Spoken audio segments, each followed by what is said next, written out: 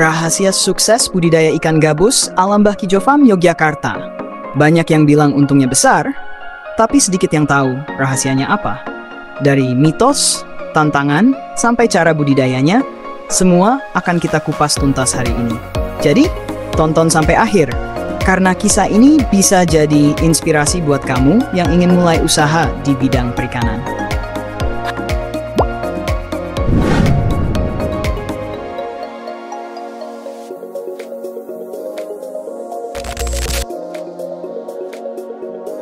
Halo sahabat pemburu amatir, kali ini kami berkesempatan berkunjung langsung ke salah satu farm ikan gabus yang terkenal di Yogyakarta, Mbah Kijo Farm. Sosok yang sudah puluhan tahun menggeluti budidaya ikan gabus dan sering mengadakan pelatihan untuk para pemula yang ingin belajar dari nol.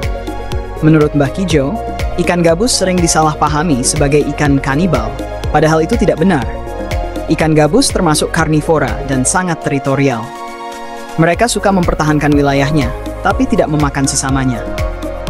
Setelah kenyang, mereka lebih memilih berdiam di tempat teduh dengan air yang tenang. Menariknya, ikan ini bisa bertahan hidup di luar air selama lingkungannya lembab. Di alam, mereka sering muncul di musim kemarau, dan saat hujan turun, mereka bersembunyi di lumpur agar tetap hangat. Selain membahas karakter uniknya, Mbah Kijo juga menjelaskan tantangan dan penyakit umum pada ikan gabus. Masalah yang sering muncul biasanya karena perubahan air terlalu cepat, pakan tidak steril, atau kolam kotor. Untuk mencegahnya, beliau menyarankan memberi pakan alami seperti ikan kecil atau cacing setiap 7-10 hari sekali, agar daya tahan ikan tetap bagus. Bila ikan mulai terlihat sakit, gunakan bahan alami seperti daun sirih, buah mengkudu, atau batang keladi. Cara ini lebih aman dan murah dibanding obat kimia. Meski obat modern tetap bisa digunakan bila perlu, tentu dengan dosis tepat. Beberapa penyakit yang umum diantaranya perut menggembung, bercak merah, mata menonjol, dan luka di tubuh ikan akibat pertarungan wilayah. Selanjutnya, Mbah Kijo mengajak kami melihat proses budidaya dari awal. Tahapan pertama adalah persiapan kolam. Media bisa dari tanah, terpal, fiberglass, atau beton. Namun bentuk yang paling direkomendasikan adalah kotak memanjang, karena ikan gabus jarang berenang di tengah kolam. Bentuk ini juga memudahkan perawatan dan panen. Kedalaman air ideal antara 25 hingga 100 cm dengan suhu 25 hingga 31 derajat Celcius dan pH 6 hingga 8. Air hujan tidak disarankan karena pH-nya terlalu rendah. Air yang baik bukan berarti jernih, tapi stabil dan bersih. Untuk menjaga kualitasnya, bisa ditambahkan batu zeolit atau tanaman air sebagai penyeimbang alami.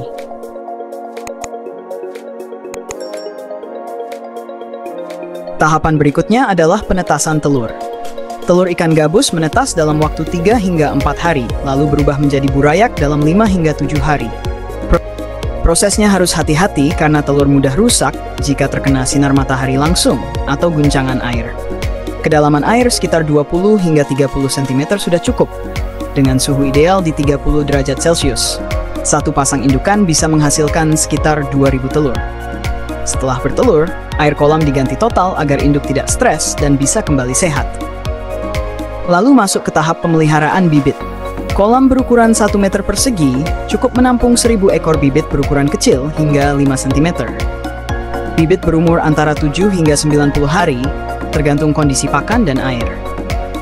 Untuk pembesaran, kolam minimal berukuran 8 meter persegi, dengan kedalaman sekitar 70 cm, bisa menampung 1000 ekor ikan berukuran hingga 20 cm. Tumbuhan air boleh ditambahkan sekitar 1/4 dari luas kolam agar ikan bisa berlindung dan kualitas air tetap baik. Air kolam cukup diganti setiap 30 hari sekali, atau bila ada ikan mati. Perawatannya sederhana, beri pakan rutin, pantau air dan cek kondisi ikan setiap hari. Mbah Kijo juga rajin melakukan seleksi bibit unggul untuk menjaga kualitas hasil panen, dan hasilnya luar biasa. Dari farm sederhana ini, Mbah Kijo mampu menghasilkan ikan gabus yang bisa diolah menjadi berbagai produk bernilai tinggi, mulai dari minyak albumin, kapsul ekstrak gabus, hingga aneka olahan masakan sehat. Mbah Kijo Farm juga membuka pelatihan rutin bagi siapapun yang ingin belajar langsung. Info lengkapnya bisa dicek lewat akun Twitter beliau.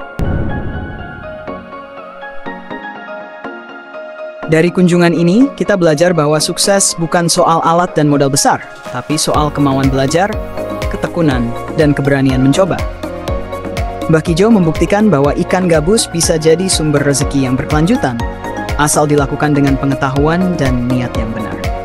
Terima kasih sudah menonton, sahabat pemburu amatir. Jangan lupa klik like, subscribe, dan nyalakan loncengnya, supaya nggak ketinggalan kisah inspiratif lainnya dari para pembudidaya hebat di seluruh Indonesia.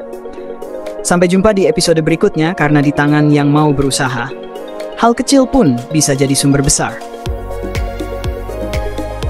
Seluruh informasi dalam video ini bersumber dari wawancara langsung bersama pelaku usaha dan pengalaman lapangan. Hasil budidaya dapat berbeda tergantung kondisi lingkungan, perawatan, dan faktor lainnya. Video ini bersifat edukatif dan tidak menjamin hasil yang sama bagi setiap pembudidaya.